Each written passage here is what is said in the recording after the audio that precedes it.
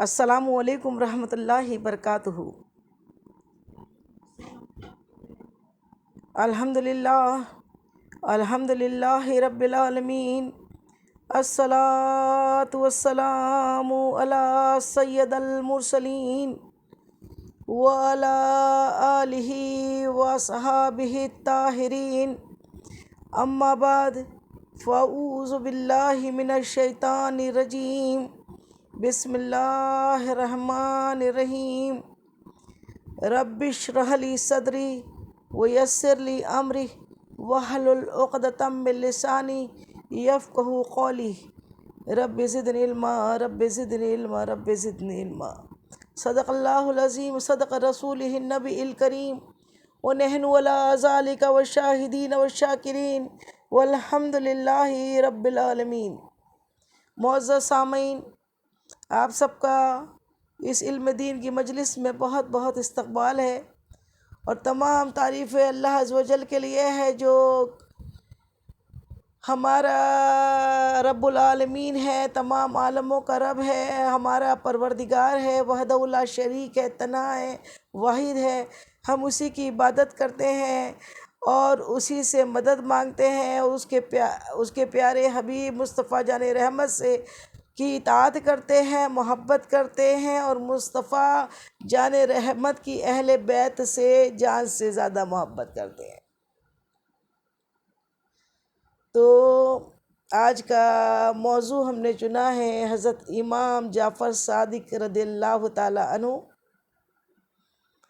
یہ معزز اور بہت ہی زاہد اور بڑے اہل بیت میں سے ہیں، یہ اہل بیت میں سے، اور اہل بیت کی تعریف میں اللہ رب العزت نے قرآن پاک میں ارشاد فرما دیا کہ محبوب فرما دیجئے ان سے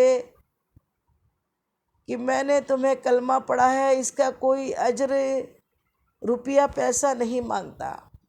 اللہ تعالیٰ قرآن پاک میں ارشاد فرما رہا ہے، مصطفیٰ جان رحمت محمد مصطفیٰ صلی اللہ علیہ وسلم سے مخاطب ہے۔ اللہ تعالیٰ ارشاد فرماتا ہے، محبوب اپنی امت سے فرما دیجئے کہ ہم نے تمہیں کلمہ پڑھایا، اس کا اجر ہم تم سے کوئی روپیہ پیسہ دھن دولت نہیں مانگتے، بس اتنا مانگتے ہیں کہ تم سب میری اہل بیت سے محبت کرنے والے بن جاؤ، میری اہل بیت سے محبت کرنے والے بن جاؤ۔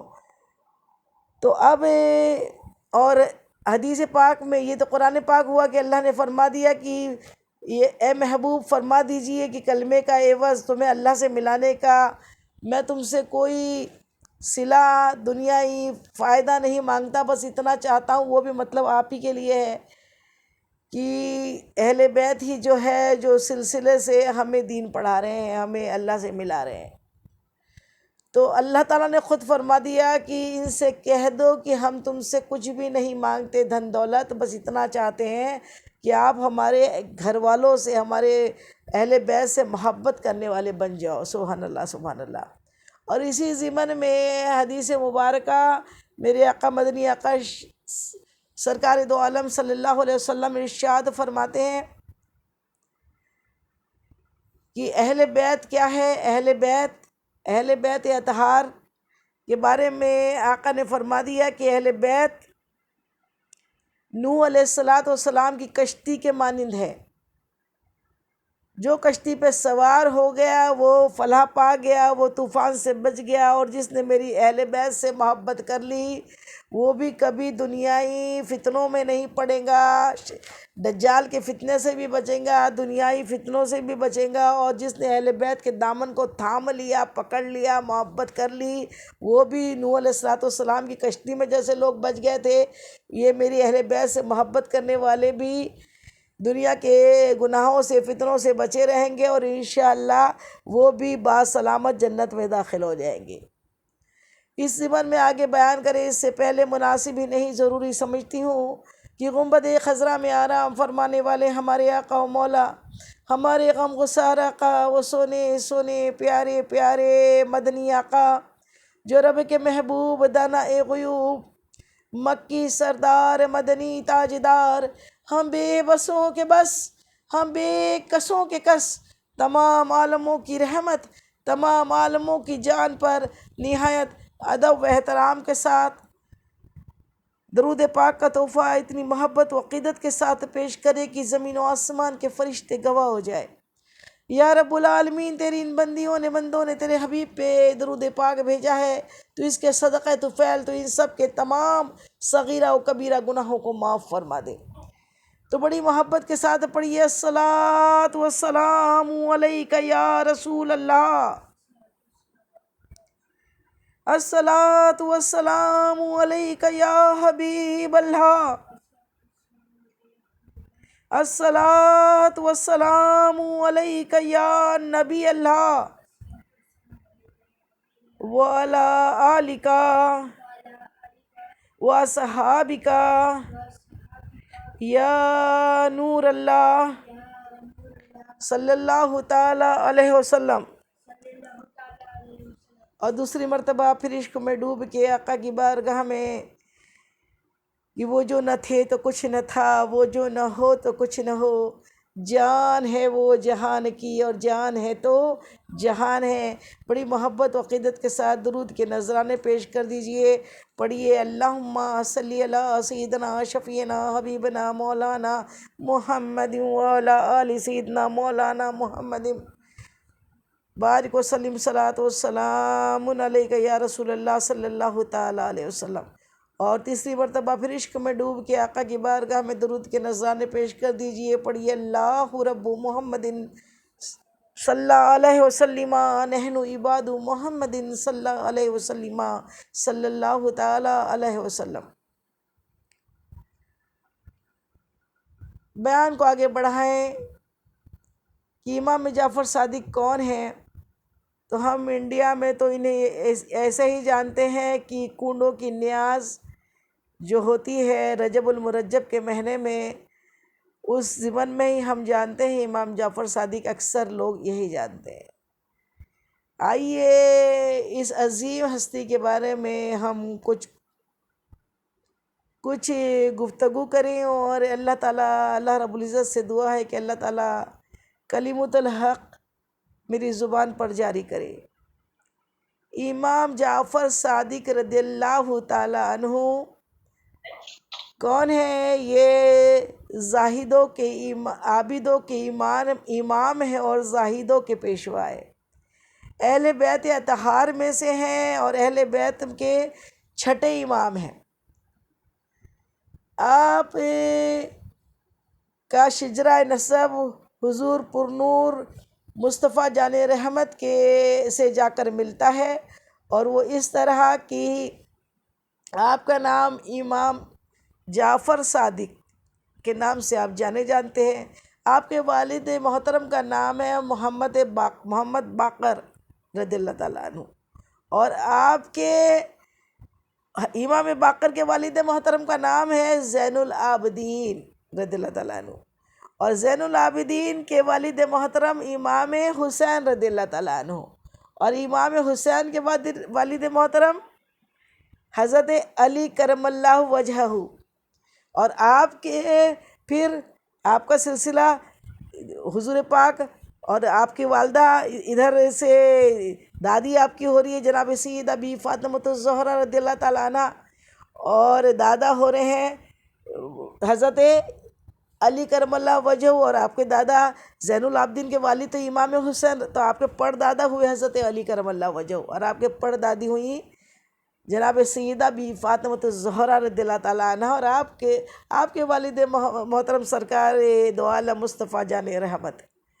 تو یہ اولاد رسول ہے، آل رسول ہے، اور جناب سیدہ بی فاطمۃ الزہرا اور حضرت علی کرم اللہ وجہ کے چمن کے پھول ہیں۔ اعلیٰ حضرت نے آپ کے بارے میں، ان کے بارے میں، تمام اہل بیت اطہار کے بارے میں شعر کہا ہے کہ تیری نسل پاک میں ہے، تیری نسل پاک میں ہے بچہ بچہ نور کا، تیری نسل پاک میں ہے بچہ بچہ نور کا، اور تو ہے عین نور، تیرا سب گھرانہ نور کا۔ سبحان اللہ، سبحان اللہ۔ تو یہ آپ کا شجرہ نسب ہوا، اور آپ کی والدہ کے جانب سے بھی آپ کا شجرہ نسب بڑا عظیم ہے۔ آپ کی والدہ کا نام آپ کے والد کا نام تو امام باقر ہے، آپ نے سمجھ لیا۔ حضرت امام جعفر صادق رضی اللہ تعالیٰ عنہ کی والدہ کا نام ہے فردہ رضی اللہ تعالیٰ عنہ۔ آپ کے والد کا نام، فردہ کے والد کا نام حضرت قاسم ہے، اور حضرت قاسم کے والد کا نام محمد بن ابو بکر صدیق ہے۔ سبحان اللہ سبحان اللہ۔ حضرت ابو بکر صدیق خلفائے راشدین، حضور پاک کے خلیفہ اول حضرت ابو بکر صدیق رضی اللہ تعالیٰ عنہ کی آپ پڑ پوتی ہیں، آپ کے بیٹے کے بیٹے کی بیٹی ہیں فردہ، ان کے بیٹے ہیں حضرت امام جعفر صادق رضی اللہ تعالیٰ عنہ۔ یہ شجرہ نسب دیکھیے دونوں جانب سے کتنا عظیم ہے، کتنا عظیم ہے کہ آقا کے خلفہ جو ہے، اور جناب سیدہ بی بی عائشہ صدیقہ رضی اللہ تعالیٰ عنہا جو ہے نا، وہ آپ کی ام المومنین، آپ کی پھوپھی ہوتی ہیں۔ سبحان اللہ سبحان اللہ۔ تو یہ اتنے عظیم رشتے میں عظیم جتنا جو شجرہ نسب ہے آپ کا، یہ بڑا عظیم ہے۔ آپ سید ہے، سادات ہے، اور حضور پاک کی آل میں سے ہیں، تو آپ کا احترام ادب تو ہم پر ویسے ہی واجب ہے، ویسے ہی آپ کی عزت کرنا، احترام کرنا، ادب کرنا، آپ کے نام کی فاتحہ خوانی کرنا، اور آپ کی یاد کرنا، یاد منانا بھی، اہل بیت سے محبت کرنا، وہ ایسا ہی ہے کہ جو اہل بیت سے محبت کرے گا یقیناً انشاءاللہ وہ جنت میں جائیں گا۔ اور امام، ہماری آواز کیوں آ رہی ہے؟ مائک بند کریے سب اپنا اپنا۔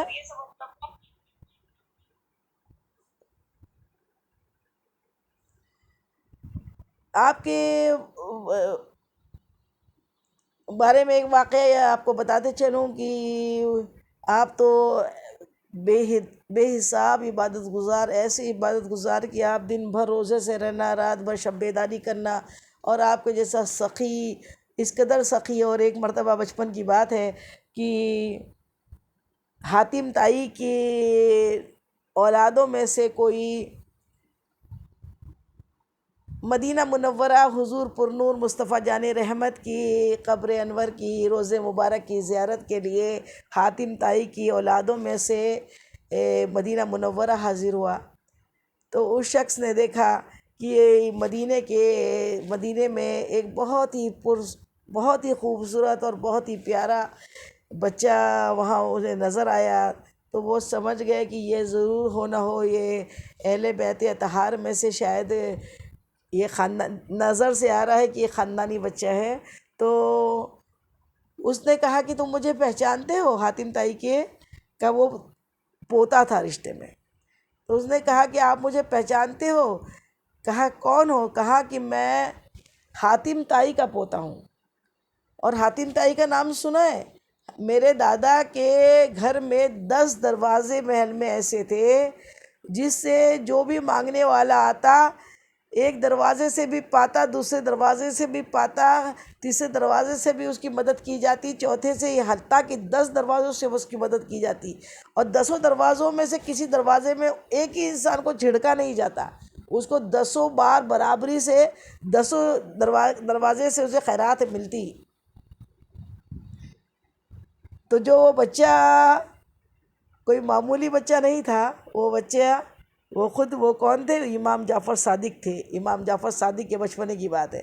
تو امام جعفر صادق کے علم کی یہ وسعت دیکھیے کہ کس قدر شاندار آپ نے جواب دیا۔ اس نے کہا اچھا تو آپ کے دادا تو پھر یہ سخی نہیں، یہ تو بخیل تھے۔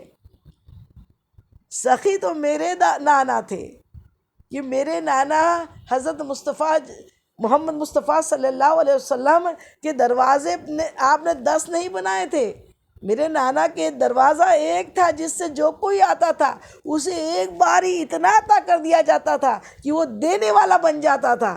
سبحان اللہ سبحان اللہ، وہ لینے والا نہیں رہ جاتا تھا۔ سبحان اللہ، میرے مصطفیٰ نے جس کو دیا، جتنا دیا، اتنا دیا کہ پھر دامن ہی میرا تنگ تھا تیرے یہاں کمی نہیں۔ اللہ نے خود قاسم بنایا ہے، اور آپ بانٹنے والے ہیں، اللہ تعالیٰ دینے والا عطا کرنے والا ہے، تو اللہ تعالیٰ کے قاسم ہیں آپ، بانٹنے والے۔ تو آپ کا یہ امام جعفر صادق کی بچپن کا واقعہ ہے۔ ایک مرتبہ آپ اپنی عبادتوں میں رہتے تھے، اور وہاں کا جو خلیفہ تھا نا، منصور عباس نام کا خلیفہ تھا، وہ اس کے جو چمچے ہوتے ہوں گے، جو بھی، وہ اس کو جا کے کان بھرتے ہوں گے، اور وہ اس کو یہ تکلیف ہوتی تھی کہ یہ جو شخص ہے، یہ حضرت امام جعفر صادق، یہ میری چمچہ گیری میں نہیں آتے ہیں، میرے لیے میرے دربار میں بار بار نہیں آتے۔ اللہ والے جو ہوتے ہیں نا، فضول میں ادھر ادھر جا کے اپنی بڑائی بیان نہیں کرتے، اور فضول میں رئیسوں سے تو بہت بچتے ہیں، پیسے والوں سے تو بہت بچتے ہیں اللہ والے رئیسوں کے گھر جانا پسند نہیں کرتے، اور جو بلائے محبت سے تو غریب کو جتنا محبت کرتے ہیں امیر کو نہیں کرتے۔ تو خلیفہ منصور جو تھا، اس کو بڑی تکلیف ہوتی تھی کہ یہ میرے دربار میں کبھی نہیں آتے، تو اس نے پھر فرمان جاری کیا، اپنے وزیر سے کہا کہ یہ امام جعفر صادق کو میرے دربار میں بلا کے لے کر آؤ۔ وہ بڑا بدتمیز خلیفہ تھا، اس نے کہا انہیں بلا کے لاؤ، وہ کبھی میرے دربار میں نہیں آتے، میری شان اس سے گھٹ رہی ہے، سمجھ لو، اس کو اندر اندر محسوس ہوا۔ تو اس نے کہا کہ امام جعفر صادق کو میرے دربار میں بلاؤ۔ تو خلیفہ نے کہا کہ بھائی بادشاہ سلامت، آپ یہ کیوں کر رہے ہو ایسا؟ یہ وہ بڑے متقی پرہیزگار عبادت گزار انسان ہیں، ان کے پاس بھی اتنا ٹائم نہیں ہے، فضول مت بلائے۔ تو اس نے اس کا مشورہ نہیں مانا، اور مشورہ نہ مان کے اس نے اسے خلیفہ سے، اپنے وزیر سے کہا کہ بلاؤ امام جعفر صادق کو، بلاؤ۔ ٹھیک ہے، خلیفہ وزیر نے سپاہی دوڑائے، اور سپاہی دوڑا کے کہا کہ آپ کو خلیفہ نے طلب کیا ہے، بلایا ہے۔ امام جعفر صادق اس وقت اپنی عبادتوں میں تھے، لیکن اب حکم ہوا تو کہا ٹھیک ہے، کل آئیں گے۔ جس ٹائم آنے کا وقت مقرر ہوا تو خلیفہ نے کیا کیا، وہ تو دشمن تھا ہی، جلس ہو رہا تھا، حسد میں مر رہا تھا، اسے لگتا تھا ان کے پاس اتنی بڑی بھیڑ جاتی ہے، اس کے لوگ اتنے پیروکار ہیں، ان سے لوگ اتنی محبت کرتے ہیں، اور میرے پاس لوگ اتنی میری عزت ویسی نہیں کرتے جیسی ان کی کرتے ہیں۔ تو آج ایسا کرنا، اپنے سپاہیوں سے کہا کہ تم ننگی تلواریں لے کر الگ الگ جگہ پہ ڈٹ جاؤ، اور جیسے ہی معاذ اللہ امام جعفر صادق تشریف لا آئے، تو میں جیسی انہیں باتوں میں لگاؤں گا، پھر کچھ ایسی باتیں کروں گا کہ غصہ انہیں دلاؤں گا، جیسی وہ کچھ بولنے کو ہوں گے تو میں اپنا سر کا تاج یوں کروں گا، تم سمجھ جانا کہ انہیں قتل کرنے کا اشارہ ہے۔ اللہ اکبر، اور فوراً انہیں کیا کرنا، قتل کر دینا۔ اللہ اکبر۔ اب یہ منصوبہ تیار ہو گیا، یہ بالکل اچھے طریقے سے انہوں نے پلاننگ کر لی، اور پلاننگ کے ساتھ انہیں حضرت امام جعفر صادق کو اپنے دربار میں بلایا۔ امام جعفر صادق اللہ کے ولی کو، الا ان اولیاء اللہ لا خوف علیہم ولا هم یحزنون، اللہ کے ولیوں کو نہ کوئی خوف ہوتا ہے، نہ وہ غمگین ہوتے ہیں۔ اللہ تعالیٰ نے تو خود قرآن پاک میں فرما دیا کہ جو میرے دوست ہو گئے ان سے کس سے ڈرنے کی ضرورت ہوتی ہی نہیں ہے، جو اللہ کا ہو گیا اسے کسی سے ڈرنے کی ضرورت نہیں۔ آپ ہی کا ایک قول اور بھی ہے، آپ فرماتے ہیں کہ وہ جنتی ہے، وہ جنت میں جائے گا جو اپنے سارے کام اللہ پہ سونپ دیتا ہے، اور وہ یقیناً جہنمی ہے جو سارے کام خود کر لوں گا، بولتا ہے یہ تو میں نے کیا، میں مطلب کیا، میں کیا ہے، میری اوقات کیا ہے، میری بساط کیا ہے، میں ہوں کون؟ میں تو ایک ناپاک نطفے سے کیا گیا کہ انسان ہوں، جسے اللہ نے اشرف المخلوقات بنا دیا، اور میں سمجھ کے وہ خدا کی برابری کرنے لگا۔ اللہ اکبر، اللہ اکبر، وہ تو سانس بھی اپنی نہیں لے سکتا، کسی کو کیا کوئی مارے گا۔ تو یہ منصور عباس جو تھا وہ یہی سمجھ رہا تھا، وہ اپنے آپ کو میں آیا ہوا تھا۔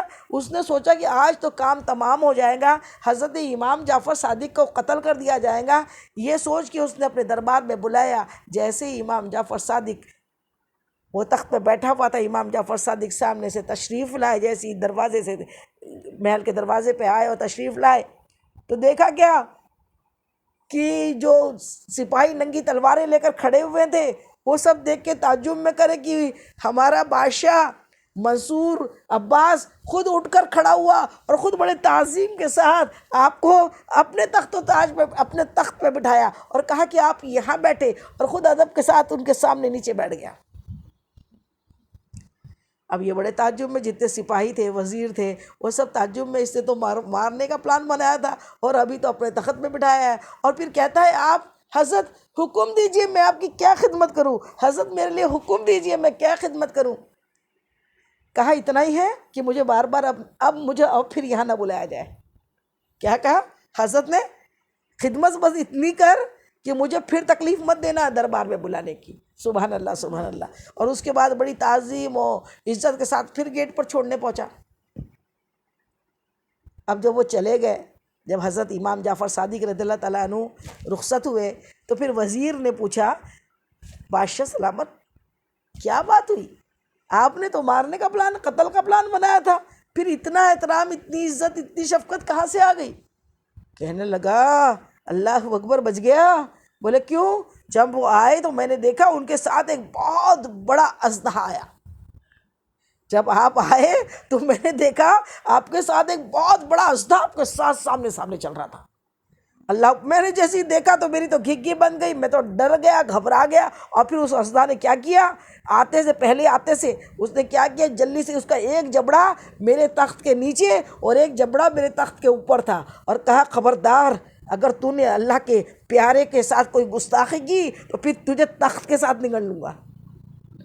اللہ اکبر اللہ اکبر. یہ ہے اللہ والے، یہ اللہ والوں کے، ہم اللہ والوں کو یوں ہی نہیں مانتے. اللہ والے یہ کوئی منتر پڑھنے والے لوگ نہیں ہیں، یہ کوئی بت پرست نہیں ہے، یہ اللہ کی محبت کرنے والے، اپنے آپ کو فنا فلا کرنے والے ہیں اللہ کے لیے، جنہوں نے اپنی ساری خوشیاں سب کچھ اللہ کے لیے قربان کر دی، داؤ پہ لگا دی، اور کہا کہ بس تو مل جائے مولا، بس تو مل جائے، تو مل جائے، تیرا حبیب راضی ہو جائے، تیرا حبیب راضی ہو جائے. تو جن سے اللہ کا رسول راضی ہو جائے، اگر ہم نے ان کو دامن کو پکڑا ہے، اور آقا نے خود فرما دیا تم نے جس نے میرے اہل بیت کے دامن کو پکڑ لیا، یقیناً دامن کو پکڑو تو جنت میں جاتے ہیں. اب ہم جیسے گنہگار سیاکار، ہم تو کوئی ہماری اوقات نہیں بھی ساتھ نہیں ہے، لیکن اب ہم جب جاتے ہیں نا اسٹیج پہ، ہمارے لیے شاندار چیئر ہوتی ہے اسٹیج پہ، جب ہم جاتے ہیں تو اسٹیج پہ جب ہم بیٹھتے ہیں تقریر کے لیے، ویسے تو ہم ایک کتے سے بھی بدتر ہیں. ہماری اوقات کیا ہے، بساط کیا ہے. اللہ تعالیٰ اپنے گھر کا سگ بنا لے، اس سے بڑی کوئی نعمت نہیں ہو سکتی. اللہ مدینے کا سگ بنا لے، کتا بنا لے ہم کو، ہماری کوئی اوقات بساط نہیں ہے، لیکن انہوں نے عطا کیا ہے. تو جب ہمارے لیے اسٹیج سجتا ہے اور اسٹیج پہ ہم بیٹھتے ہیں تو ہمارے ساتھ کئی محلے کی ایک دو عورتیں بھی اگر یوں ہی چلے جاتی ہے، جو صرف سننے جاتی ہے ہمارے ساتھ، اگر وہ بھی چلے جاتی ہے تو وہ جب ہمارے ساتھ گئی ہے، اس لیے ہمارے ساتھ اسٹیج پہ ہمارے آس پاس وہیں نیچے یا وہیں چیئر پہ بیٹھتی ہیں تو جب ہمیں ہار پہنائے جاتے ہیں نا، تو ہمیں کی پوائنٹ ملا اس کے لیے کہ جب ہمیں ہار پہنائے جاتے ہیں تو ان کو تو پہچانتا بھی کوئی نہیں تھا، لیکن چونکہ وہ آئے ہمارے ساتھ تھے، اسی لیے ان کے بھی گلے میں ہار. ابھی 2 دن پہلے تاج آباد شریف میں اجتماع ہوا، الحمدللہ ایک فرزانہ باجی اور ایک شہناز باجی دونوں ہمارے ساتھ گئے ہوئے تھے. الحمدللہ ان دونوں کو بھی ہار پہنایا گیا، ان دونوں کو بھی ردا اڑائی گئی. تو ہم نے کہا دیکھو، اللہ کے کام میں جو شریک ہوتا ہے اور اللہ والے کے ساتھ جو آ جاتا ہے، اللہ والے کو جو ملتا ہے وہ اللہ والے کے ساتھ آنے والے کو بھی ملتا ہے. سبحان اللہ سبحان اللہ. تو پھر یہ تو سیدھی سی بات ہے، اللہ والے کے دامن کو جو پکڑے رہے گا انشاءاللہ. جیسے یہاں فین چالو ہے، اب فین چالو ہے تو فین تو میں نے اپنے لیے چالو کیا ہے نا، گرمی مجھ کو ہو رہی ہے، لیکن کیا ہو رہا ہے، آس پاس جتنے لوگ بیٹھتے ہیں ان کو بھی کیا ہوتی ہے، ہوا ان کو بھی مل رہی ہے نا، ملتی ہے نا. تو اسی طریقے سے اللہ والے کے قبر کے بازو میں اگر ہمارے بھی خبر ہو جائے نا، تو پھر کیا ہوتا ہے، اللہ والے کو اگر رحمتیں اس خبر میں آ رہی ہے تو ادھر کی ہوا انشاءاللہ ہمارے قبر میں بھی. اسی لیے ہم دعا کیا مانگتے، اللہ باقی پاک نصیب کرنا. ہماری اوقات تو کچھ اچھی نہیں ہے، نہ کوئی عمل ہے دکھانے کے قابل، نہ منہ ہے میرا بتانے کے قابل. شفاعت کے صدقے میں جنت ملیں گی، عمل ہے جہنم میں جانے کے قابل. عمل تو کچھ بھی اچھے نہیں ہیں، لیکن اللہ والوں کے ساتھ بیٹھنے سے عادتیں بن جاتی ہیں، عادتیں سیکھ جاتی ہیں. اب امام اعظم حضرت ابو حنیفہ رضی اللہ تعالیٰ عنہ، حضرت امام اعظم ابو حنیفہ رحمۃ اللہ علیہ کتنی بڑی شخصیت ہے. 4 اماموں میں ایک امام ہے جن کی تینوں اماموں نے بھی تعریف کی ہے، جن کی امام شافعی کہتے ہیں کہ نعمان بن ثابت جیسا کسی نے جنا ہی نہیں. سبحان اللہ سبحان اللہ. اتنی بڑی ہستی. آپ کا نام ابو حنیفہ آپ کا نام نہیں ہے، آپ بیٹی کے نام سے پہچانے جاتے ہیں. آپ کی بیٹی کا اپنے نام حنیفہ تھا نام، اور آپ نے بیٹی کا نام اپنے ساتھ میں لگایا ہوا ہے. سبحان اللہ. اسی نام سے پہچانے جانا آپ کو پسند کیا، آپ نے پسند کیا، ورنہ آپ کا نام نعمان بن ثابت ہے آپ کا نام. تو نعمان بن ثابت رضی اللہ تعالیٰ عنہ کا قول سنیے کہ کیا بات ہے، سنگت کا اثر کیا کیا کہتے ہیں وہ کیا کہتے ہیں؟ نعمان بن ثابت حضرت ابو حنیفہ امام اعظم رحمۃ اللہ علیہ، ابو حنیفہ رحمۃ اللہ علیہ، جب ہم حنفی ہیں نا، انڈیا پاکستان میں تو زیادہ تر لوگ حنفی ہیں، اب ہم حنفی ہیں، امام اعظم ابو حنیفہ کی پیروی کرنے والے ہم لوگ۔ امام اعظم ابو حنیفہ رحمۃ اللہ علیہ کا قول ہے کہ ایک مرتبہ ان کی عمر تھی 68 ایئرس، 68، اور داڑھی کے پورے بال سفید ہو گئے، بھویں تک سفید ہو گئی، پلکیں تک سفید ہے۔ اس کے بعد کسی نے پوچھا، پوچھنے والے نے پوچھا، اے امام اعظم، یا امام اعظم، آپ کی عمر شریف کتنی ہے؟ آپ کی عمر ابھی کیا ہے؟ تو کہتے 2 سال۔ کیا کہا؟ 2 برس میری عمر ہے۔ پوچھنے والے نے پوچھا، اتنے بڑے امام ہو کے مذاق کرتے ہو؟ اتنے بڑے امام ہو کے مذاق کر رہے ہو؟ آپ کی عمر بڑھاپے کو پہنچ گئے ہو اور اس کے باوجود کتنے ہو؟ 2 برس آپ کی عمر ہے؟ ایسے کیسے ہو سکتا ہے؟ کہا ہاں میں سچ کہہ رہا ہوں، میری عمر صرف 2 ہی برس ہے۔ وہ یوں کہ میں جتنے برس آپ کون ہیں؟ امام اعظم۔ حضرت امام اعظم کی عمر، آپ عمر میں 3 برس بڑے ہیں امام جعفر صادق رضی اللہ تعالیٰ عنہ سے۔ کتنے؟ 3 سال بڑے ہیں، لیکن امام جعفر صادق آپ کے شاگرد ہیں، آپ کے استاد ہیں، اور شاگرد کون ہے؟ امام اعظم۔ امام اعظم نے جب، اور شاگرد کب بنے تھے؟ امام اعظم امام جعفر صادق رضی اللہ تعالیٰ عنہ کے شاگرد کب بنے؟ جب آپ پوری طریقے سے علم میں، علم فقہ میں، علم میں پوری طریقے سے ماہر ہو گئے تھے، پوری حفظ کر لیا تھا قرآن اچھی طریقے سے، بہت بڑے عالم دین، جید عالم دین بن چکے تھے، مفتی بن چکے تھے، فتوے دیتے تھے۔ اس کے بعد امام جعفر صادق سے ملاقات ہوئی۔ امام جعفر صادق کو کسی نے کمپلینٹ کی، آج بھی وہی ہوتا ہے، کوئی اللہ کا کام، کوئی اچھا بندہ اللہ کا کرتا ہے نا، اس کے پیچھے ہاتھ دھو کے پڑ رہے تھے، وہ ایسا ہے، وہ ویسا ہے، وہ ان کا برابر پردہ برابر نہیں دکھ رہا ہے، تو ان کا پھر وہ ایسا ہے، تو وہ فتوے ایسے دیتے ہیں، تو وہ کچھ بھی بتا دیتے ہیں۔ یعنی جلنے والے ہر دور میں رہے، اور اللہ والوں کو جلنے والے تو بہت سارے رہتے ہیں۔ میرے غوث اعظم کا قول ارشاد فرماتے ہیں کہ اگر مجھے اللہ کا حکم نہ ہوتا نا تقریر کرنے کا، اللہ کا حکم نہیں ہوتا نا اس پبلک کو لے کے بیٹھنے کا، تو میں ہرگز جنگل میں چلا جاتا، کیونکہ میں جانتا ہوں بظاہر تو یہ لوگ میرے ساتھ اچھے ہیں، لیکن اندر سے ان کے دلوں میں، ان کے پیٹوں میں بچھو بھرے ہوئے ہیں۔ اندر سے اللہ والوں سے بھی جلن حسد کا معاملہ بہت بڑا ہوتا ہے۔ بس اس میں چنے ہوئے لوگ وہ ہوتے ہیں جو سچ میں اللہ سے محبت کرتے ہیں نا، جو صرف اللہ کے خاطر اللہ والوں سے محبت کرتے ہیں، وہ عرش معلیٰ، جس دن اللہ تعالیٰ عرش معلیٰ پہ حساب کے دن ہوگا نا، اس دن ان لوگوں 7 لوگ ہوں گے جو بے خوف ہوں گے، ان میں ایک وہ ہوں گے جو اللہ کے لیے آپس میں محبت کرتے تھے۔ اگر ہماری محبت اللہ کے لیے ہے نا، ہم آپ کو نہیں جانتے، ہم کو نہیں جانتے، بہت کچھ خون کے تو رشتے نہیں ہیں، لیکن صرف ابھی کئی بہنوں کے مجھے فون آتے ہیں تو رلا دیتے ہیں کہ وہ کہتی ہیں کہ کیا باجی ہم ہفتہ بھر یہ انتظار کرتے ہیں کہ آپ کا یہ اتوار کب آئے گا اور ہمارے آپ کے دیدار کب ہوگا، ملاقات کب ہوگی۔ تو یہ کیا محبت؟ یہ بمبئی والے ہمارے حاجرہ آپا ہے، رخسانہ باجی ہے، وہ جدہ سے فرانہ بھابھی، ان لوگ ہیں، یہاں سے دلی سے، ممبئی سے نسیمہ باجی ہے، اتنے جتنے لوگ ہیں، یہ آپ لوگ سب برابر جو کنٹینیو آ رہے ہیں، ان کو محبت ہی تو ہے نا۔ ہم آپ سے محبت کر رہے ہیں، آپ ہم سے محبت کریں، کس کے لیے؟ اللہ کے رسول کے لیے۔ تو اس میں 7 میں سے ایک وہ ہے جو اللہ کے رسول سے کی خاطر ایک دوسرے سے محبت کرتے ہیں، کوئی فائدہ دوسرا دنیا ہی نہیں ہے۔ وہ اس دن جب لوگ نفسی نفسی میں ہوں گے، اس دن اللہ سے محبت کرنے والے، آپس میں اللہ کے لیے محبت کرنے والے ایک ساتھ جمع ہوں گے، سبحان اللہ، بے خوف ہوں گے۔ اللہ انہیں نور کے ممبروں پہ اچھی طریقے سے، ان کو نور کے ٹلوں پہ بٹھا کے رکھے گا، سبحان اللہ سبحان اللہ۔ تو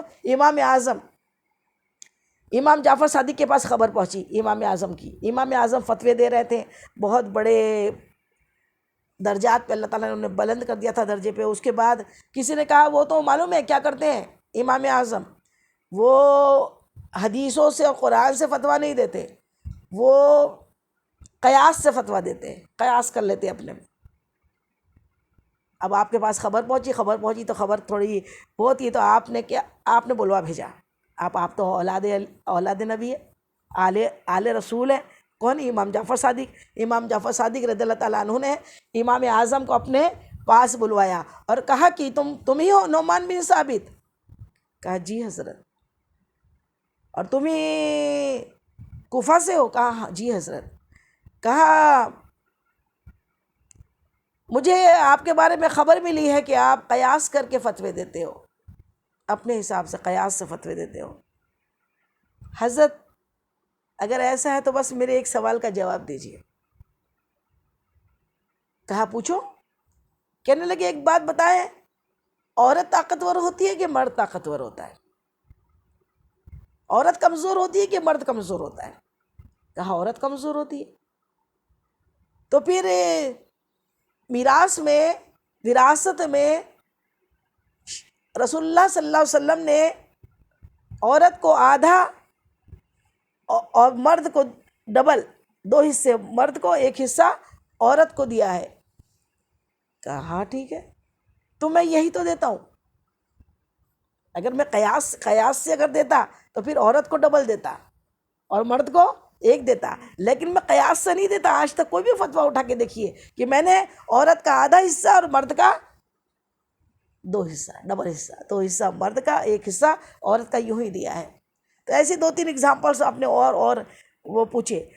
آپ نے کہا اے ثابت، نعمان بن ثابت، ابو حنیفہ اٹھ کے کھڑے ہو کے آپ نے انہیں گلے سے لگایا، ان کا ماتھا چوما اور کہا کہ تم بہت اچھے ہو اور تم بہت ہمارے نانا کے حدیثوں کے مطابق فتوے دیتے ہو۔ سبحان اللہ سبحان اللہ۔ تو یہ کتنی بڑی پیاری بات ہے۔ جب یہ والی بات سن لی تو پھر امام اعظم نے کہا کہ حضرت کچھ علم ہوتا ہے جو مدرسے میں پڑھایا جاتا ہے، کچھ علم ہوتا ہے جو کتابوں سے لیا جاتا ہے، اور کچھ علم جو ہے نا وہ رسول اللہ صلی اللہ علیہ وسلم کے آل جو ہے نا ان کو خون میں ملا ہے، خون میں ٹرانسفر ہوا ہے۔ سادات جو ہوتے ہیں نا ان کے خون میں ہی اللہ تعالیٰ علم دین حضور پاک کے صدقے وہ ٹرانسفر کرتا ہے، ٹرانسفر۔ تو آپ تو آل رسول ہیں، میں آپ سے کچھ علم سیکھنا چاہتا ہوں، میں آپ سے مستفید ہونا چاہتا ہوں، علم حاصل کرنا چاہتا ہوں۔ آپ آل رسول اے امام جعفر صادق رضی اللہ تعالیٰ عنہ، مجھے کچھ دن اپنی صحبت پہ رکھیے۔ سبحان اللہ سبحان اللہ۔ اور پھر امام اعظم 2 برس تک امام جعفر صادق رضی اللہ تعالیٰ عنہ کی صحبت میں 2 برس تک رہے۔ 2 برس میں آپ نے سینہ بسینہ جو علم لیا اور کیا لیا یہ اللہ جانتا ہے، اور اتنا دیا امام اعظم ہے۔ آج امام اعظم کا نام ہے۔ 4 امام میں سب سے ٹاپ کے امام کس کو مانا جاتا ہے؟ امام ابو حنیفہ رحمۃ اللہ علیہ کو۔ اتنا بلند مقام، تو پھر اسی لیے کہتے ہیں کہ ہاں میں سچ کہہ رہا ہوں، میری عمر 68 سال نہیں، میری عمر تو صرف 2 برس ہے، 2 برس، اور 2 برس وہ کہ میں نے باقی سال میرے عمر کے بیکار ہو گئے، صرف 2 برس کو ہی جو میں نے حضرت امام جعفر صادق کی صحبت میں بتائے وہ سال ہی صحیح معنوں میں میرے زندگی کہلانے کے لائق ہے، باقی سال تو فضول گئے۔ اللہ اکبر، سبحان اللہ سبحان اللہ۔ تو یہ امام جعفر صادق کی شان ہے۔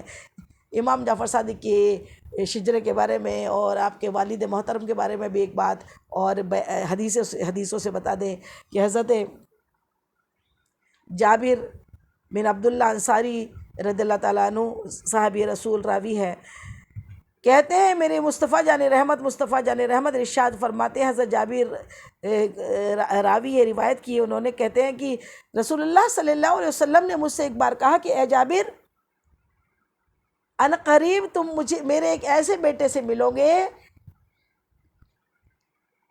جس کا نام محمد ہوگا، ان قریب۔ یہ میرے آقا کے علم غیب کی دلالت بھی ہے کہ آپ نے بتا دیا کون سا بیٹا آنے والا ہے۔ اور آپ کی عمر شریف کیا ہے؟ حضور پاک کے وصال کے 70 برس بعد، 80 ہجری میں 73 برس کا ڈفرنس ہے آپ کے وصال کے بعد۔ 80 یا 83 ہجری میں حضرت امام جعفر صادق کی پیدائش ہوئی ہے مدینہ منورہ میں، اور آپ نے آپ کی پیدائش کے وصال کے پہلے حضرت جابر بن عبداللہ انصاری رضی اللہ تعالیٰ عنہ کو کہا اے جابر، ان قریب تم میرے ایک ایسے بیٹے سے ملاقات کرو گے جس کا نام محمد ہوگا۔ تو آپ نے پوچھا حضرت جابر نے، یا رسول اللہ صلی اللہ علیہ وسلم، میں کیسے پہچانوں گا اس کو، میں کیسے پہچان لوں گا کہ وہ آپ کا بیٹا ہے؟ تو پیارے آقا مصطفیٰ جان رحمت ارشاد فرماتے ہیں کہ وہ میرا ہم شبیہ ہوں گا، وہ میرا ہم شبیہ ہوں گا، اور جب وہ آپ سے ملے گا اس میں مجھ جیسی خوشبو آپ محسوس کرو گے، اس میں مجھ جیسی خوشبو آپ محسوس کر لوں گے، آپ پہچان لوں گے۔ سبحان اللہ سبحان اللہ۔ اب اللہ تعالیٰ نے دیکھیے، آقا جانتے تھے کہ حضرت جابر کی عمر کتنی طویل ہونے والی ہے، اس لیے بتا دیا تھا کہ آپ ملوں گے۔ حضرت جابر کو اللہ تعالیٰ نے طویل عمر عطا کی، بہت لمبی عمر عطا کی، اتنی عمر ہوئی کہ آپ ضعیفی کی وجہ سے آپ کی آنکھوں سے بینائی ختم ہو گئی، یعنی دکھنا بند ہو گیا، لیکن داڑھی کے بال پورے سفید ہو گئے اور بہت ضعیف ہو گئے، چلنا بھی بہت مشکل سے ہوتا تھا۔ تو آپ کے پوتے جو تھے مدینہ منورہ میں مسجد نبوی میں، آپ کے پوتے کیا کرتے تھے؟ حضرت جابر کے آپ کا ہاتھ پکڑ کے نماز کے وقت میں مسجد نبوی میں پہنچا دیا کرتے تھے۔ تو مسجد نبوی میں جب آپ کو مسجد میں پہنچا دیا تو ایک بار یہ ہوا کہ ظہر کے وقت میں آپ اتنے پہلے آ گئے کہ مسجد میں ابھی کوئی بھی نہیں آیا تھا، تو آپ کو صحن میں بٹھا دیا آپ کے پوتے نے۔ اب آپ صحن میں بیٹھ گئے، صحن میں بیٹھنے کے بعد ابھی آپ امام کا انتظار کر رہے تھے کہ امام آئیں گے اور نماز ہوگی، تو اتنے میں کیا ہوا کہ حضرت زین العابدین اپنے بیٹے کا ہاتھ پکڑ کے مسجد میں داخل ہوئے۔ زین العابدین، زین العابدین کون؟ حضرت امام حسین کے صاحبزادے جو کربلا میں اکیلے تنہا بچے تھے مردوں میں، وہی بچے جو زین العابدین، جنہی کی نسل سے آج سادات گھرانہ چل رہا ہے۔ تو آپ زین العابدین وہاں داخل ہوئے، اور جیسے داخل ہوئے تو حضرت جابر بن عبداللہ انصاری رضی اللہ تعالیٰ عنہ وہاں بیٹھے ہوئے تھے۔ وہ بیٹھے ہوئے تھے تو جیسے ہی آپ نے محسوس کیا، دکھتا تو زیادہ تھا نہیں، پوچھا کون؟ کیا ابن حسین ہو؟ کیا پوچھا؟ کون؟ ابن حسین؟ کہا جی حضرت میں زین العابدین ہوں۔ کہا ساتھ میں آپ کے کون ہیں؟ پوچھا کس نے؟ جابر بن عبداللہ انصاری رضی اللہ تعالیٰ عنہ نے پوچھا آپ کے ساتھ کون ہیں؟ کہنے لگے میرا بیٹا محمد ہے، میرا بیٹا محمد ہے۔ کہا اسے میرے قریب کرو، اسے میرے قریب کرو، اور قریب کیا تو انہوں نے فوراً کھڑے ہو کر ان کا کیا کیا؟ انہیں گلے سے لگایا، ماتھا چوما، ہاتھوں کی دست بوسی کی، اور وہ جیسی پیر کی قدم بوسی کرنے کے لیے جھکنے لگے تو وہ بچے جو تھے ان میں اتنا ادب تھا، وہ پیچھے ہٹ گئے اور کہا کہ نہیں، آپ صحابی رسول ہیں، آپ صحابی رسول ہیں، میری قدم بوسی نہ کریں۔ اور پھر کہا کہ سنو اے محمد، آپ کو مصطفیٰ جان رحمت محمد مصطفیٰ صلی اللہ علیہ وسلم نے مجھ کو تمہارا سلام دیا تھا، سلام قبول کرو۔ مصطفیٰ نے آپ کو سلام دیا تھا۔ سبحان اللہ سبحان اللہ۔ تو یہ پیارا، یہ اتنا بڑا یہ کون ہے؟ محمد زین العابدین کے بیٹے، وہ محمد باقر ہے۔ کون ہے؟ محمد باقر ہے۔ اور محمد باقر کے بیٹے کون ہیں؟ امام جعفر صادق، امام جعفر صادق۔ تو یہ اتنے قریب میرے مصطفیٰ جان رحمت کا رشتہ ہے ان سے۔ تو یہ ہمارے کون ہے؟ چھٹویں امام ہے اور سادات گھرانہ ہے۔ ان کا والدہ ام فردہ کا بھی آپ نے پورا شجرہ نسب سن لیا، اور انہی کا ایک مرتبہ یہ جب واز کرتے لاکھوں لوگ، ہزاروں لوگ آپ کے واز میں شریک ہوتے، تقریر سننے کے لیے دور دور سے لوگ آپ کے آتے اور آپ سے مستفید ہوتے۔ ایک مرتبہ کی بات ہے کہ حضرت شفیق بلخی رحمۃ اللہ علیہ، بلخ کے بہت بلند پائے کے بزرگ ہوئے ہیں، شفیق بلخی رحمۃ اللہ علیہ، یہ حج کے ارادے سے جب حرم پاک مکہ معظمہ پہنچے تو دیکھا کہ ایک شخص الگ تھلگ بیٹھا ہوا ہے، ایک نوجوان الگ تھلگ بیٹھا ہے۔ دیکھا تو ان کو لگا کہ شاید لوگوں نے انہیں الگ تھلگ کر دیا ہے اپنے سے، لوگ ان کی وہ نہیں کر رہے ہیں، احترام نہیں کر رہے ہیں، کچھ نہیں کر رہے ہیں۔ کون ہے یہ نوجوان؟ لیکن نور تو ہیرا ہی ہوتا ہے نا، ہیرا تو اپنے آپ چمکتا ہے، اندر سے جو نور ہوتا ہے نا، دل کے اندر کا نور، وہ نکلتا ہے، وہ دکھتا ہے، وہ اندھیرے میں کہیں بھی رکھو تو پہچانا جا سکتا ہے۔ اس مصطفیٰ کے گھرانے کا چشم و چراغ ہے، آل رسول ہے، کیسے نہیں پہچان لیتے؟ پہچانے لگا کہ میں اس سے ایسا کروں، پہلے اللہ کے گھر میں آیا ہوں، پہلے طواف سے فارغ ہو جاؤں، اس کے بعد میں پھر کیا کروں گا؟ اس کے بعد پھر ان سے ملاقات کروں گا، اس نوجوان سے۔ تو ملاقات کے غرض سے وہ سوچ کے نیت کر کے پھر طواف میں مشغول ہو گئے، طواف سے فارغ ہوئے تو نوجوان جا چکے تھے، ملاقات نہیں ہوئی، بڑا دل میں افسردہ ہوئے، لگا کہ کیا ہوا، ملاقات نہیں ہوئی. لیکن پھر مینا کے مقام پہ پھر دیکھا کہ ایک کنویں کے پاس میں نظر آ گئے، اور کنویں کے پاس نظر آئے اور دیکھا کیا کہ وہ کنویں سے پانی نکال رہے ہیں اور ڈول اندر چھوٹ گیا. ڈول اس نوجوان کے ہاتھ سے چھوٹ گیا. یہ بڑے خوش ہو گئے، چلو یہ نوجوان مجھے یہاں دکھ گیا، اب تو میں اس سے ضرور بات کروں گا، اس سے میں بات چیت کروں گا. ابھی پہچانتے نہیں تھے بس، لیکن وہ اندر کی کرنیں، اندر کا نور جھلک رہا تھا تو دل چاہ رہا تھا میں ان سے بات کروں. کبھی کبھی ہمارے ساتھ ہوتا ہے نا کہ کسی کو دیکھ کے دل بولتا ہے نہیں ان سے بات کی جائے، ان سے بات کی جائے، یہ کچھ الگ ہے، یہ کچھ الگ ہے، اللہ کے کچھ خاص بندے ہیں، کچھ وہ ہے. تو بس پھر کیا تھا کہ ابھی یہ ان کو دیکھ رہے تھے تو ان کا ڈول جو وہ پانی سے کھینچ رہے تھے، وہ ڈول کیا ہوا، پانی میں گر گیا. پانی میں گر رہا تھا وہ ڈول کہ پھر کیا ہوا، انہوں نے بڑی تڑپ کے اللہ سے دعا کی، اے اللہ میرا ایک ہی ڈول تھا، اس کو مت چھین مجھ سے. اے اللہ میرا یہ ایک ہی ڈول تھا میرے پاس، اس کو مت چھین مجھ سے. یہ دعا کرنا تھا کہ دیکھا کیا کہ کنویں کا پانی ابل گیا اوپر، کنویں کا پانی اوپر آ گیا، ڈول بھی اوپر آ گیا. آپ نے اپنا ڈول بھر لیا اور اب جانے لگے. ڈول بھر کے جیسے جانے لگے یہ ان کے پیچھے پیچھے ہو لیے، پیچھے پیچھے ہو لیے تو دیکھا کیا کہ یہ ایک دم صحرا میں چلے گئے. ایک دم صحرا میں جا کے اپنی عبادت میں لگ گئے. پھر وہاں پہ نمازیں پڑھی، عبادت کی خوب مینا میں، اور صحرا میں پھر یہ دیکھتے رہے شفیق بلخی رحمۃ اللہ علیہ. تو انہوں نے دیکھا کہ اب یہ نوجوان جو پانی بھر کے لایا ہے نیچے سے صحرا کی ریت اٹھا اٹھا کے اس میں ڈالتے جاتا ہے اور ڈال کے وہ ڈول سے پیتے جاتا ہے. یہ سمجھ گئے کچھ تو غضب اور غضب چیز ہے. ریت بھی کوئی پیتا ہے، ریت. یہ بھی جا کے وہاں قریب شفیق بلخی رحمۃ اللہ علیہ وہاں جا کے بیٹھ گئے اور مصافحہ ہوا، سلام ہوا. اس کے بعد کہا کہ جو آپ پی رہے ہیں مجھ کو بھی تھوڑا حصہ دیجئے، نوش میں کر لوں، مجھ کو بھی عطا کیجئے. تو آپ نے ڈول بڑھا دیا، آگے ڈول بڑھا دیا تو دیکھا کہ آپ کہتے ہیں کہ اتنا خوشبودار اور اتنا لذیذ اور اتنا مزیدار ستو میں نے آج تک نہیں کھایا. وہ ریت نہیں تھی، وہ تو شکر تھی. وہ ایسا ستو تھا کہ ایسا لذیذ ستو میں نے کبھی کھایا نہیں. کس نے ریت سے بنائے؟ سبحان اللہ سبحان اللہ. پھر کہنے لگے میں ان کے ساتھ ساتھ پیچھے پیچھے ہی رہا. تو پھر ایک جگہ پہ وہ عبادت میں ہوئے اور عبادت میں انہوں نے کہا کہ اللہ تعالیٰ میری چادر پھٹ گئی ہے، میری چادر، مجھے 2 چادر عطا کر دے. تو 2 چادر جیسی عطا کی تو 2 چادر عطا کی تو انہوں نے وہ اپنی پرانی چادر کو گٹھے باندھ لیا اور اپنی نئی چادر پہن لی. نئی چادر پہننا تھا. یہ شفیق بلخی رحمۃ اللہ علیہ کہتے ہیں مجھ کو بھی ایک دے دیجئے. کہا کیوں؟ کہا کہ جب آپ دعا مانگ رہے تھے میں بھی آمین کہہ رہا تھا، اس لیے میرا بھی اس میں حق بنتا ہے. بولے تم کیا کرو گے پوسیدہ پرانی پھٹی چادر کو لے کے؟ کہا کہ یہ اللہ والے کی چادر ہے، اس کو بڑا تبرک سمجھ کے اپنے پاس رکھوں گا. سبحان اللہ سبحان اللہ. یہ اللہ کے ولی ہی اللہ والوں کو سمجھتے ہیں.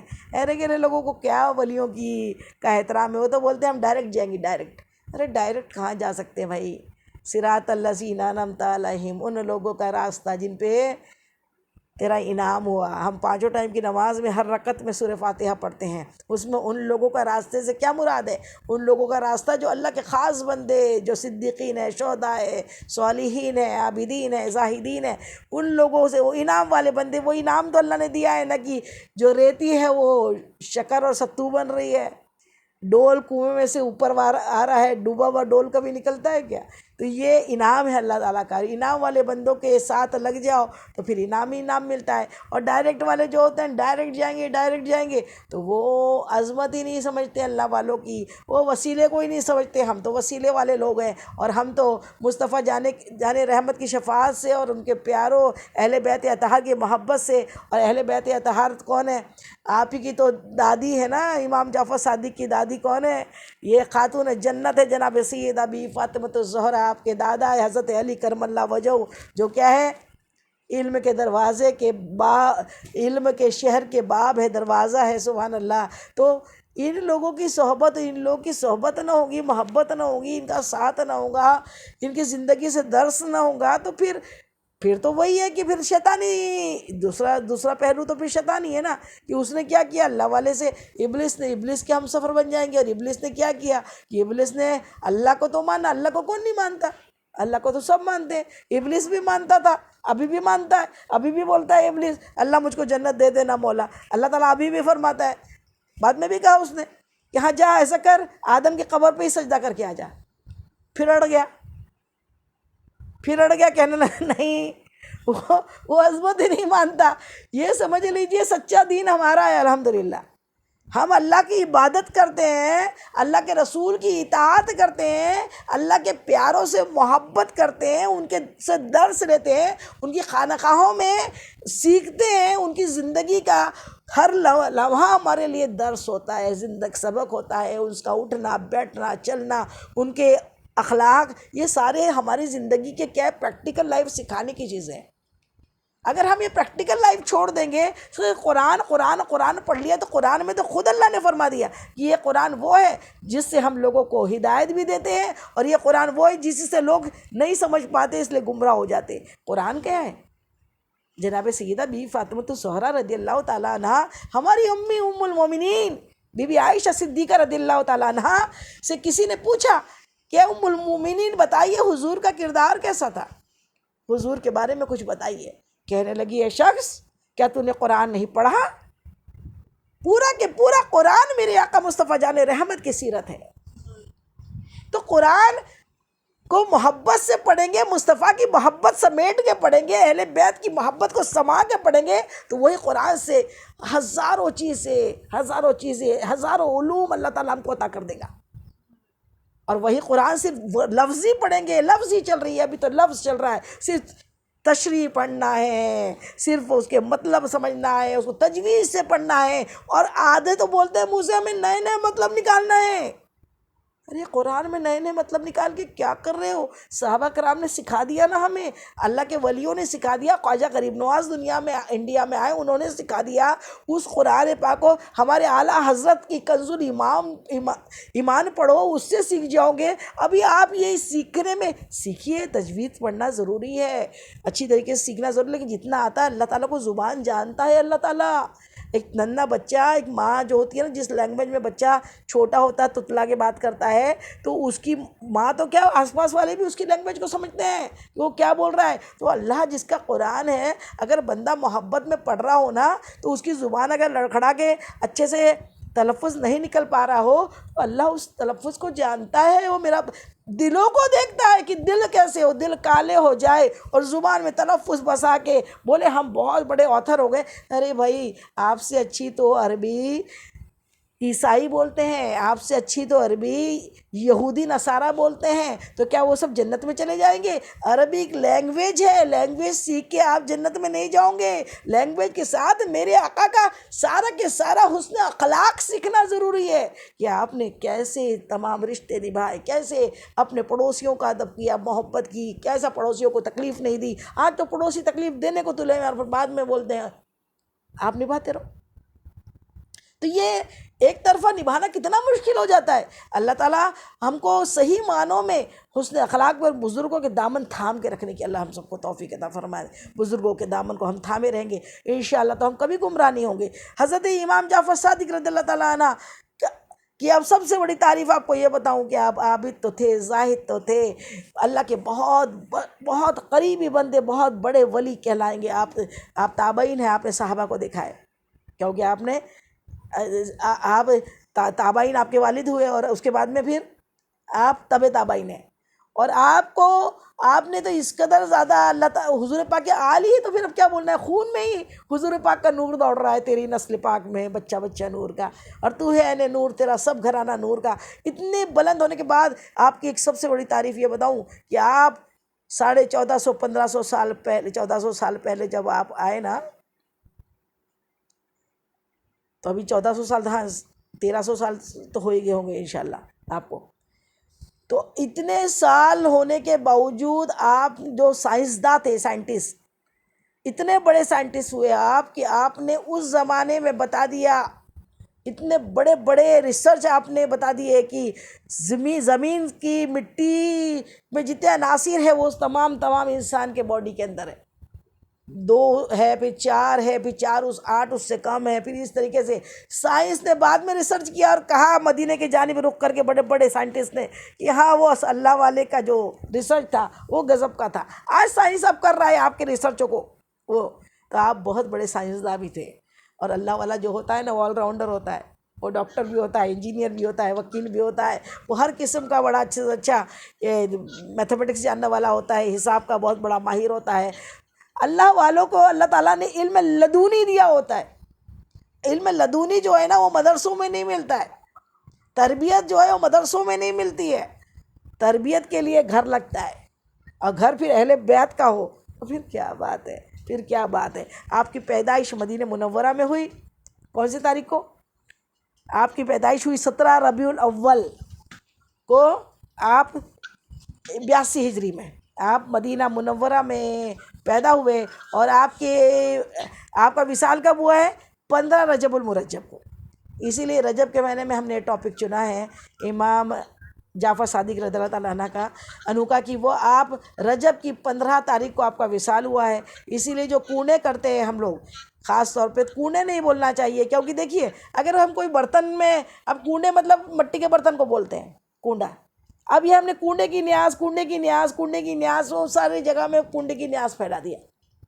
بھائی برتن میں ہی تو نیاز نکالیں گے نا، تو آپ کبھی اسٹیل کے برتن میں نکالے تو برتن کی نیاز، برتن کی نیاز بولیں گے، یا پلیٹ میں نکالے بریانی تو پلیٹ کی نیاز، پلیٹ کی نیاز بولیں گے۔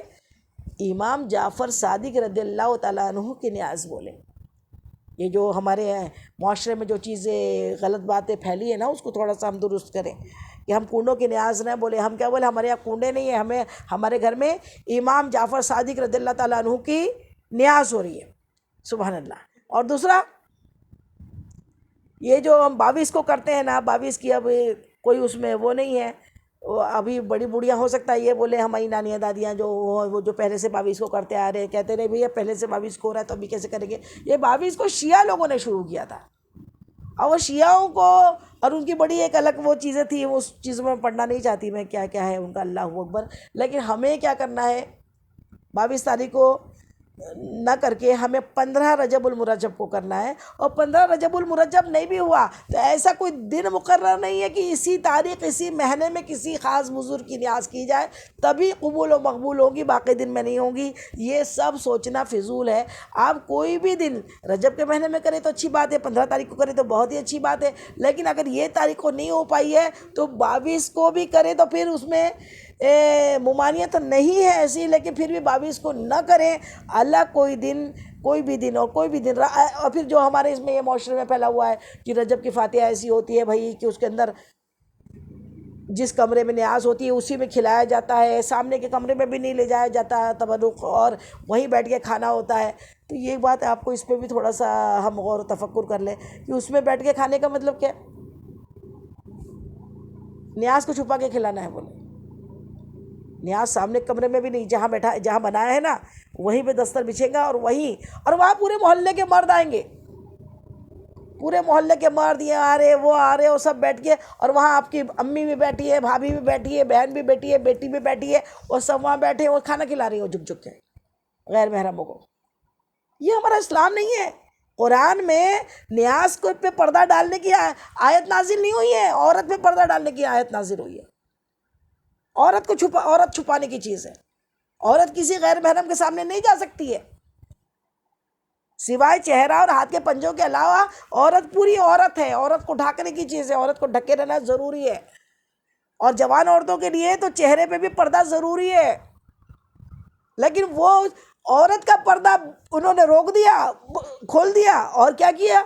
نیاز کو پردہ کرا دیا کہ نیاز سامنے نہیں جا سکتی، بھائی نیاز ادھر کمرے میں نہیں جا سکتی۔ ارے بھائی نیاز کھلائیں، نیاز کریں، نیاز کرنے میں برکتیں ہیں، لیکن کیا کریں؟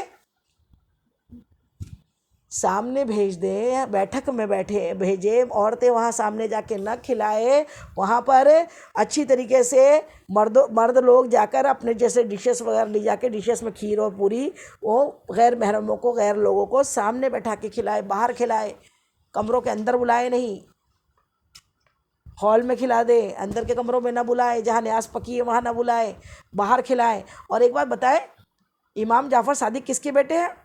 حضرت باقر رضی اللہ تعالیٰ عنہ۔ باقر کس کے بیٹے ہیں؟ امام باقر زین العابدین کے۔ اور زین العابدین کس کے بیٹے ہیں؟ کس کے والد کون؟ کس کے بیٹے؟ امام حسین کے۔ امام حسین کی نیاز جو بنتی ہے نا، لنگر بنتے ہیں، امام حسین افضل ہے کہ امام جعفر صادق افضل ہے؟ امام حسین نا۔ اور امام حسین کی نیاز کو روڈوں پہ دیکھ پکتی ہے، اور اس کو ڈیک کی نیاز نہیں بولتے، اس کو تو امام حسین کا لنگر بولتے ہیں۔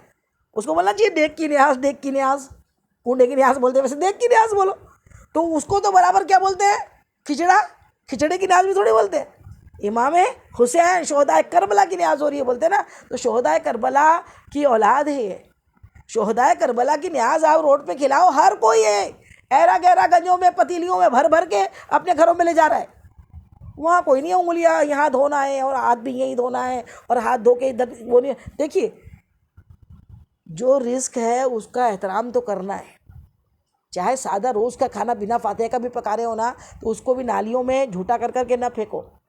انگلیاں چاٹ کے برتن صاف کر کے پھر برتن ہاتھ واش بیسن میں دھو تو کوئی کراہت نہیں ہے. اسی طریقے سے امام جعفر صادق کی نیاز بھی کھانے کے بعد انگلیاں چاٹ کے اگر آپ واش بیسن میں ہاتھ دھو لو گے تو کوئی کراہت نہیں ہے، کیونکہ ان کے جد امجد ہے امام کون؟ حسین. ان کی نیاز اور ان سے کے بھی جد امجد رسول اللہ صلی اللہ علیہ وسلم، ان سے بڑے ہیں کیا؟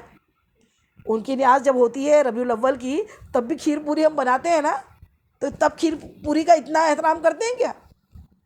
تب بھی کھیر پوری بنتی ہے ربیع الاول میں، عید میلاد النبی میں بنتی ہے نا.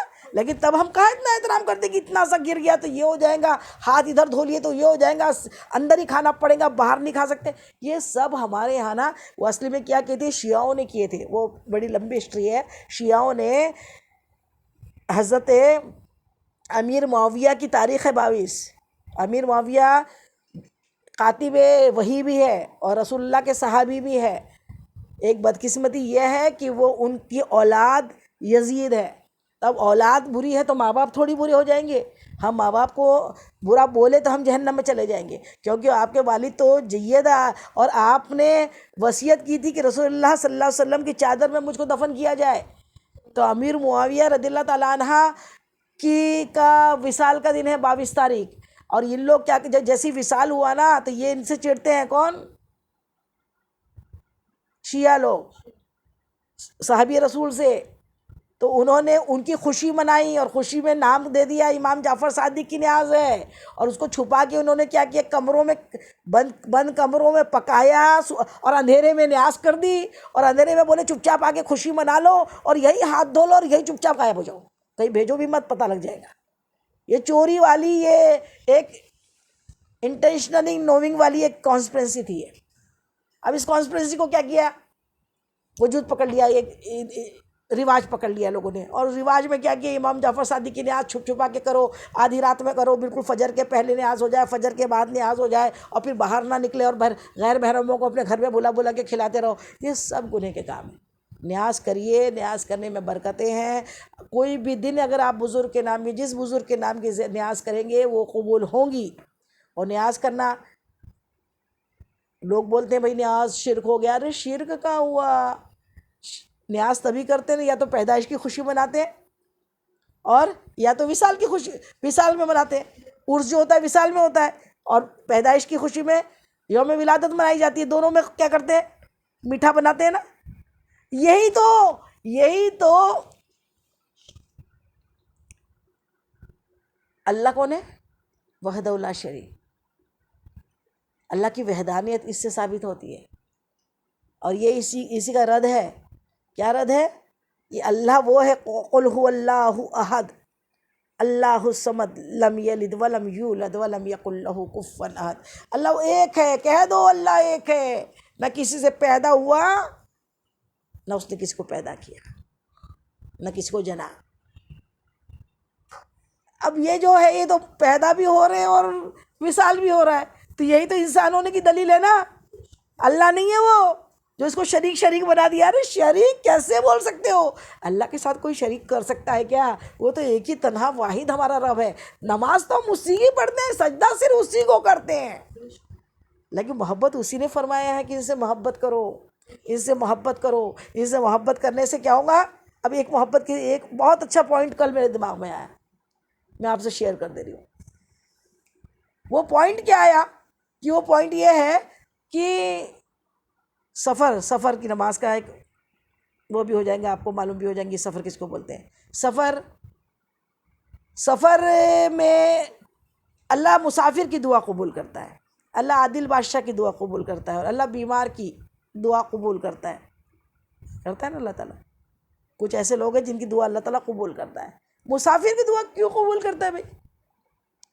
تو میرے ذہن میں آیا کہ جو بھی سفر بندہ کرتا ہے، اور بندہ جب سفر میں ہوتا ہے اللہ اس کی دعا قبول کرتا ہے. اور سفر کیا ہے، کتنا ہے؟ 92 کلومیٹر سے اوپر. کتنا؟ کیا شرط ہے سفر کی؟ مسافر کی کیا پہچان ہے؟ مسافر کس کو بولیں گے؟ جس نے 92 کلومیٹر سے اوپر کا سفر کیا اور اس نے 15 دن سے اندر 15 دن کے اندر 15 دن کے اندر واپس آنے والا ہے، 15 دن کے اندر واپس آنے والا ہے، تو وہ مسافر ہے. انشاءاللہ اس پہ کبھی اور ڈیٹیل کریں گے. تو مسافر اب 92 کلومیٹر سے اوپر جب وہ چلے گیا تو اب اس کے اوپر نماز کیا ہو جاتی ہے معلوم ہے؟ ظہر، عصر اور عشاء کی نماز. فجر کی تو 2 سنت 2 فرض وہ تو ہے ہی رہیں گی، لیکن جس میں 4 رکعت فرض ہے نا، ظہر میں 4 ہے، عصر میں 4 ہے، مغرب میں 4 ہے، وہ 4 کی 2 ہو جاتی ہے، قصر ہو جاتی ہے. اور قصر کوئی بولے میں تو فلائٹ سے گیا ہوں، میں تو اتنے شاندار آرام سے کار سے بائی کار گیا ہوں، مرسڈیز میں گیا ہوں یا کہیں میں BMW میں گیا ہوں، لیکن چاہے کسی میں بھی گیا ہوں یا لمبرگھنی میں گیا ہوں، لیکن اس کو پڑھنا 4 کی 2 ہی ہے. اپنی عقل کو، اپنی ذاتی عقل کو، اپنے قیاس کو، اس میں کوئی اسلام میں دخل نہیں ہے. جو رسول اللہ نے فرما دیا وہی ہوگا. آپ سفر میں مسافر ہو گئے، اب آپ کو مسافر ہونے کے بعد کیا کرنا ہے؟ 4 کی 2 رکعت نماز پڑھنا ہے، قصر کرنا ہے. میں نے کہا ہے میرے ذہن میں اللہ تعالیٰ ایسا کیوں ہوگا؟ تو ذہن میں بڑا اچھا جواب ملا مجھ کو، آپ سے اس لیے شیئر کر رہی ہوں. اکثر سفر جو ہوتا ہے وہ کس لیے ہوتا ہے؟ محبت میں ہوتا ہے. اور سب سے پہلے محبت کا سفر کیا ہے بتائیں؟ رسول اللہ صلی اللہ علیہ وسلم کے شہر کی حاضری.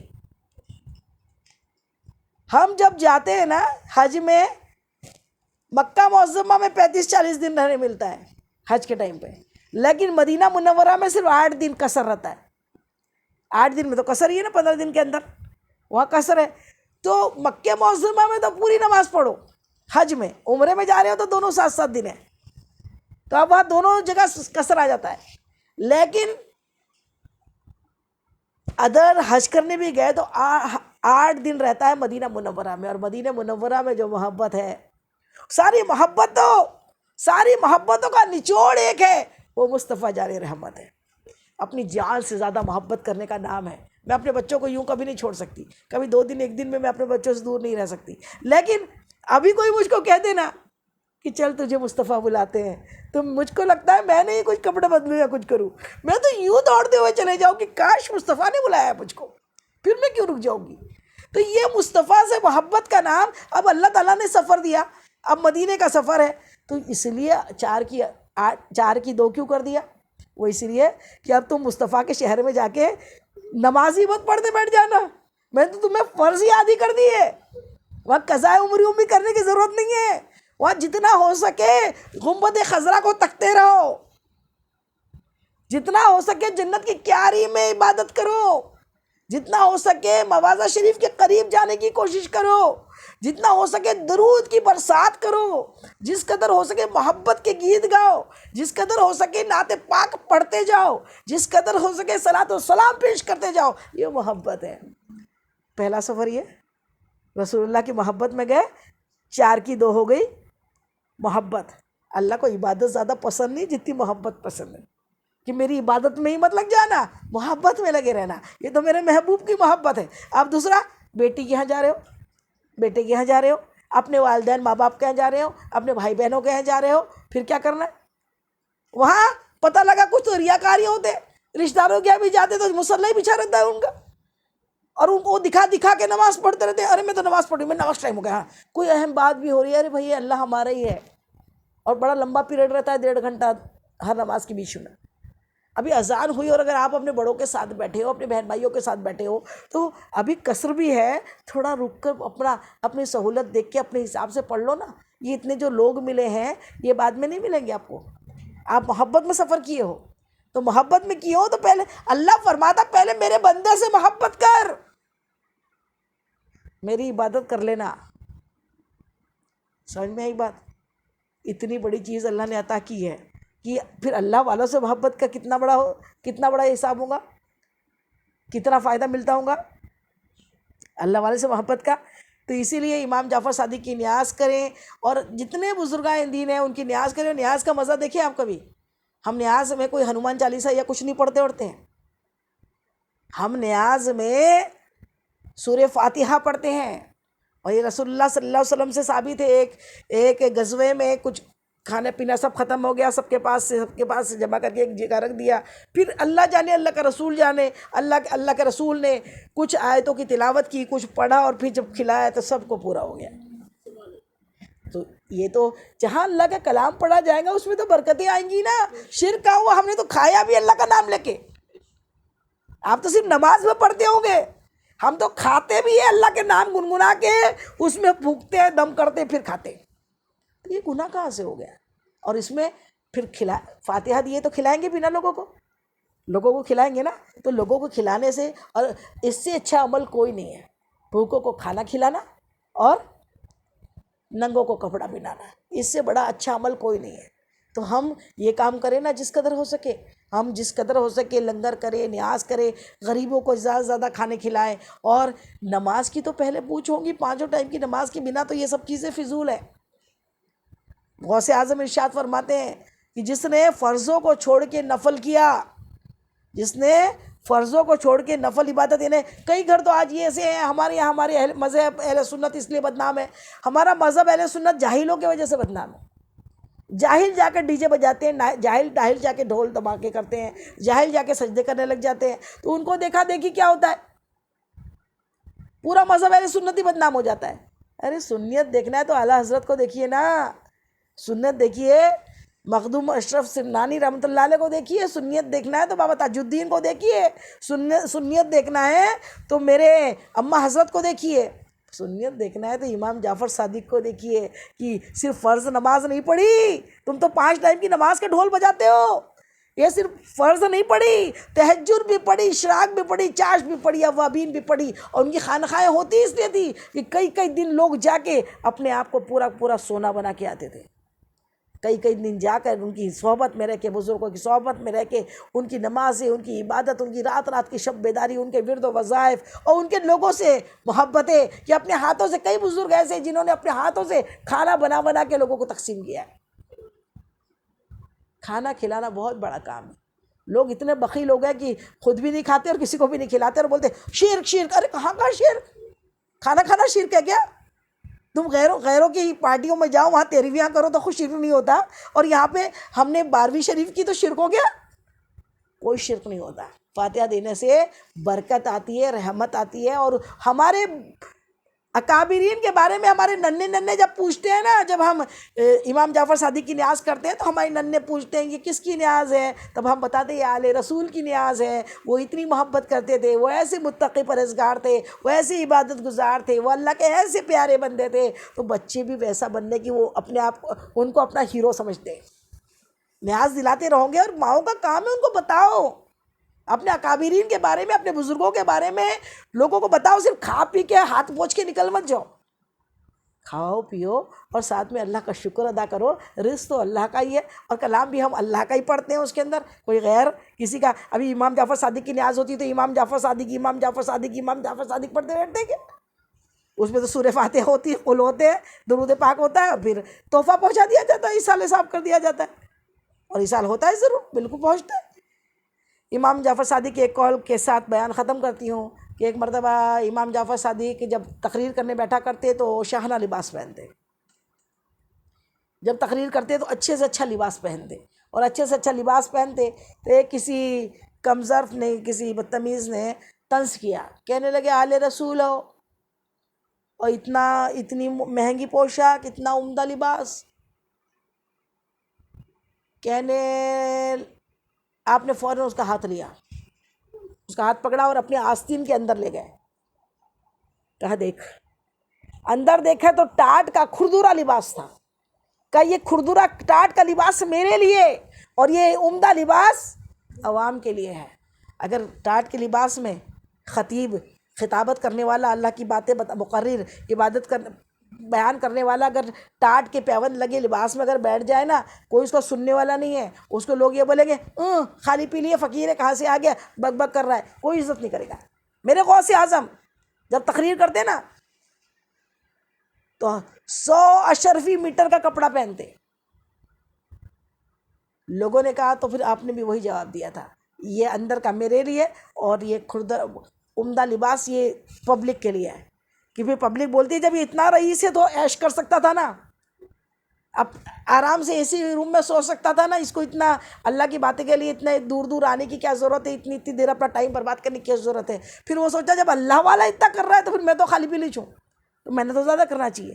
یہ سب مقصدیں ہوتے ہیں، یہ سب چیزیں باتیں ہوتی ہیں جو عام لوگوں کو سمجھ میں نہیں آتی ہے. ایک مرتبہ کسی جو نہیں جانتا تھا امام جعفر صادق رضی اللہ تعالیٰ عنہ کو، تو کہیں سفر میں تھے اور اس کی کیا ہوا، پیسے کی اشرفیوں کی تھیلی تھی، وہ پیسے کی دینار کی تھیلی تھی، وہ کیا ہوئی، غائب ہو گئی.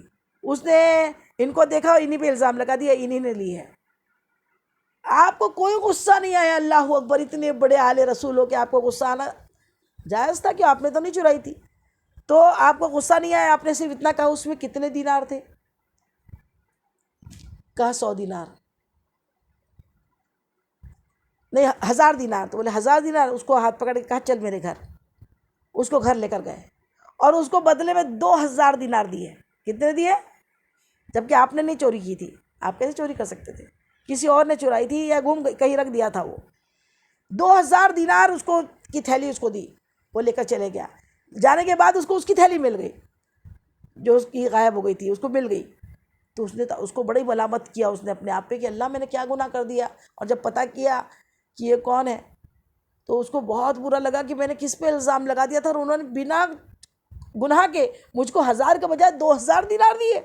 تو وہ 2000 دینار لے کے انہیں لوٹانے کے لیے ان کے گھر پہنچا. آپ نے پوچھا کیا ہے؟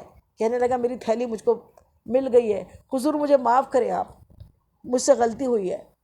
کہنے لگے نہیں جا. تو بولے یہ تو لے لیجئے. کہنے لگے ہم آل رسول ہیں جو دیتے ہیں واپس نہیں لیتے، ہم دے کر واپس نہیں لیتے. سبحان اللہ سبحان اللہ. تو یہ کردار ہے. تو ہم اپنے امام جعفر صادق کی نیاز کو کوئی بھی دن دلا سکتے ہیں. رجب میں دلائے، رجب میں تو اچھی بات ہے، لیکن باقی اور دنوں میں بھی ہم اپنے بزرگوں کی نیاز کر سکتے ہیں، اس میں کوئی کراہت نہیں ہے. لیکن پہلے ہمارے غوث پاک نے کیا ارشاد فرما دیا کہ جو فرضوں کو چھوڑ کے نفل عبادت کریں وہ ایسا ہے جیسے کوئی ماں ہو جس نے 9 مہینے پیٹ میں بچے کو رکھ کر، 9 مہینے بچہ پیٹ میں رہتا تو بہت تکلیف جھیلتی ہے ماں، بہت تکلیفیں جھیلتی ہے، ڈھنگ سے سو نہیں پاتی ہے، ڈھنگ سے چل نہیں پاتی ہے، کھا نہیں پاتی ہے، اتنی تکلیفیں. 9 مہینے پیٹ میں رکھا اور 9 مہینے کے بعد جب جنا تو مرا ہوا بچہ جنا. یہی مثال کہ کچھ نہیں ملا، کچھ ملا، 9 مہینے کی تکلیف بھی ہوئی اور پیدا ہونے کے بعد بچہ بھی زندہ نہیں ملا، کچھ بھی نہیں ملا. 9 مہینے کی پوری محنت کیا ہو گئی، بیکار ہو گئی. وہی مثال اس انسان کی ہے جو فرض کو چھوڑ کے نفل فاتحہ خوانی کرتا ہے، سندل میں جاتے ہیں، یہ کرتے ہیں وہ کرتے ہیں، لیکن کیا کرتے ہیں، پارٹ ٹائم کی اللہ کی نماز نہیں پڑھتے. اللہ کی نماز چھوڑ کے جو یہ کرے گا تو اس کو کچھ بھی نہیں ملنے والا ہے. ان سے بزرگ بھی خوش ہونے والے نہیں ہیں. اس لیے اور بزرگ سے تو ہم اس لیے ان کو خوش کراتے ہیں کہ اللہ کو خوش کرنا ہے، وہ اللہ تک ہماری سفارش کر دے. تو اسی لیے میری بہنوں، معزز سامعین، آپ سب سے مؤدبانہ گزارش ہے کہ نمازوں کی پابندی کرے. رجب المرجب کا مہینہ اپنے اختتام پہ ہے، ختم ہونے جا رہا ہے. ابھی اگلا مہینہ انشاءاللہ اگلا ہفتہ شب معراج کا بیان ہوگا. یہ لنک جو ہے یہی لنک رہتی ہے انشاءاللہ آن لائن میں، تو اسی لنک کو آپ ابھی سے شیئر کرنا اپنے تمام رشتہ داروں کو شروع کریں کہ انشاءاللہ شب معراج کے بیان میں آپ سب لوگ شریک رہیں اگلے اتوار کو. وما علینا الا البلاغ. السلام علیکم رحمۃ اللہ وبرکاتہ. اس بیان میں جانے انجانے مجھ سے جو بھی بھول چوک غلطی خطا ہوئی ہو تو اللہ تعالیٰ اپنے حبیب کے نالان پاک کے صدقے میں ہم سب کو معاف فرما دے. اور آپ لوگ کو بھی کوئی بات بری لگی ہو، ناگوارہ لگی ہو، غلط لگی ہو تو تہ دل سے معاف کر دیجیے. ہر شک دن کے لیے نہ چھوڑیے. السلام علیکم رحمۃ اللہ.